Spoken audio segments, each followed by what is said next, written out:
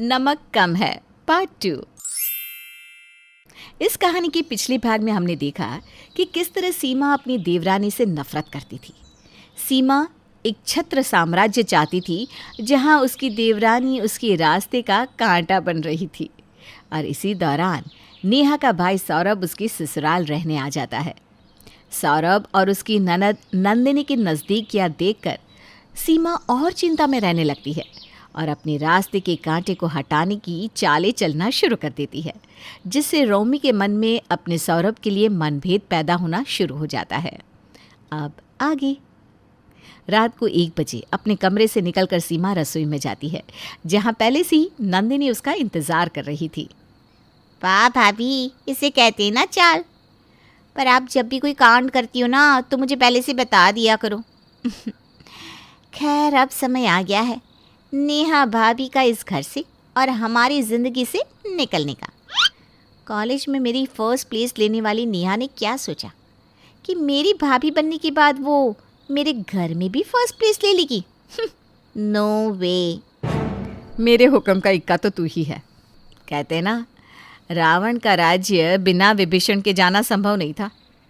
तुम मुझे बस बताती रहना कि सौरभ के मन में क्या है, और हो सके तो दोनों भाई बहन को एक दूसरे के खिलाफ करके भड़का दे और फिर सभी के सामने सारी चीज़ का इल्ज़ाम नेहा पर मढ़ देना।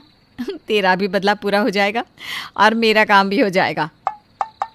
अभी तो मैंने पत्ते खोले भी नहीं है भाभी। देखती जाओ कल क्या होता है।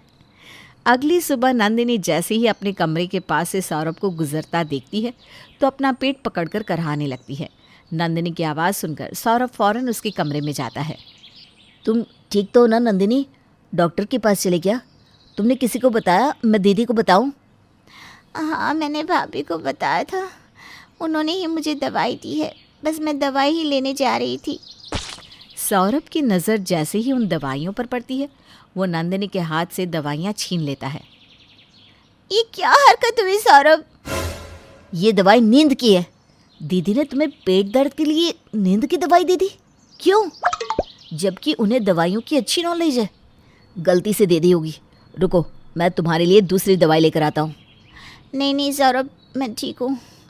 मुझे लगता है कि भाभी को ठीक नहीं लगता कि तुम कभी भी मेरे कमरे में आ जाते हो। आज सुबह मैं तुम्हें ही ढूंढ रही थी, पर भाभी ने खुद ही मुझे दवाइयाँ दे दी। मुझे कुछ ठीक नहीं लगा, इसलिए प्लीज़ अब इस बात को आगे मत चलाना। ये दीदी भी ना, न जानी न अचानक क्या हो जाता है। तुम प्लीज़ इसके बारे में किसी से बात मत करना, वरना बेकार में भैया को पता चल जाएगा और सारी बात मुझ पर आ जाएगी। तुम टेंशन मत लो नंदिनी, मैं किसी से कुछ नहीं कहूँगा। बस बुरा तो इस बात का लग रहा है कि इस ज़माने की होकर भी दीदी के मन में ये सब कैसे आ सकता है। दोपहर के वक्त जब सभी सो रहे थे, सीमा चुपके से अपनी सास के कमरे में जाती है और उनके तकिए के नीचे से उनकी तिजोरी की चाबी चुरा लेती है। अब खानदानी हार जाएगा सौरभ के कमरे में और सौरभ होगा इस घर से बाहर। नमक कम है भाई साहब। सीमा अपनी सास की तिजोरी से खानदानी हार को चुराकर सौरभ के कमरे में रख देती है। शाम को जब सभी चाय पी रहे थे, मैंने एक जगह तेरी शादी की बात चलाई थी नंदिनी। कल ना वो लोग तुझे देखने आएंगे। बड़ा अच्छा परिवार है, रईसों में गिनती की जाती है उनकी। तो अच्छी तरह से तैयार होना, ये रिश्ता कटना नहीं चाहिए। अच्छा, क्या पहनना है सब कुछ अभी से फाइनल कर लेना। मम्मी, मुझे अपना वो खानदानी हार दे दो ना, कल मैं साड़ी के साथ उसे ही पहन लूँगी। आज से तो तुम देती नहीं हो।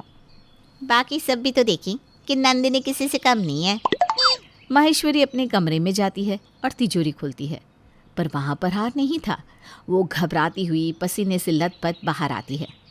हार, हमारा खानदानी हार अपनी जगह पर नहीं है। ऐसा कैसे हो सकता है? नेहा, आखिरी बार मैंने तुझे दिया था ना हार, तब तो था हार।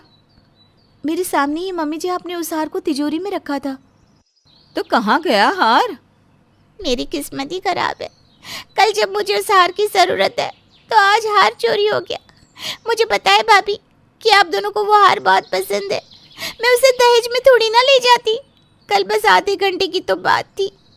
किसी को मेरी खुशी बर्दाश्त ही नहीं इस घर में। तभी वहाँ रोमी आ जाता है।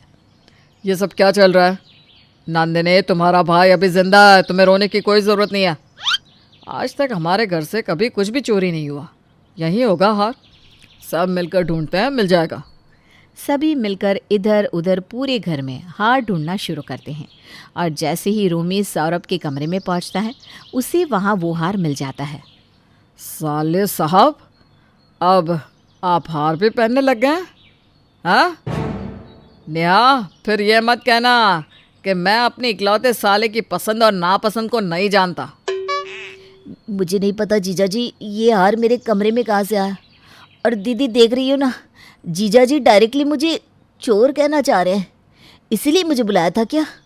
पता नहीं मैं क्यों आया इस घर में। धीरे धीरे बात इतनी बढ़ जाती है कि हाथापाई तक आ जाती है और इस सब को रोकने के लिए अपने पति और भाई के बीच जाकर नेहा कहती है, मैंने लिया था हार, मैंने की है ये चोरी क्योंकि मुझे ये हार पसंद था।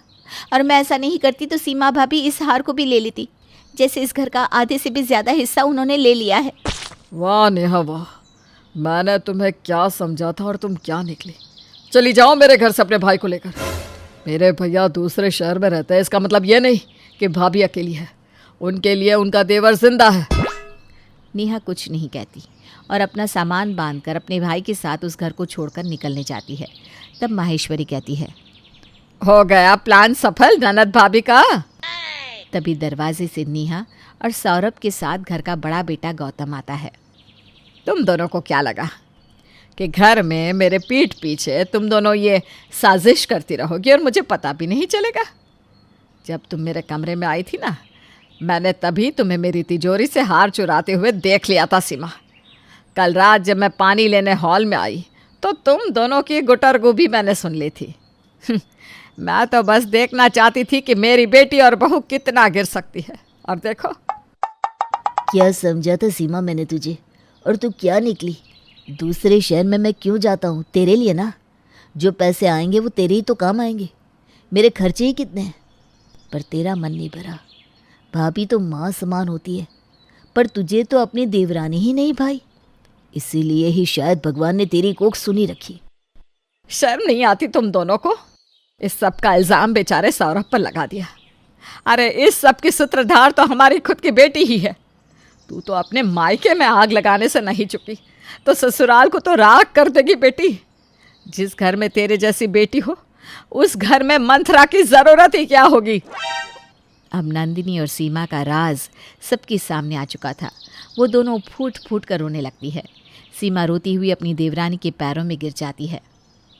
मुझे माफ़ कर दे नेहा, मेरी तो कोई औलाद ही नहीं है। जो था ये परिवार ही था।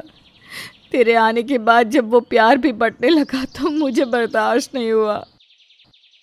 पर मैं माफ़ी नहीं मांगूंगी मम्मी।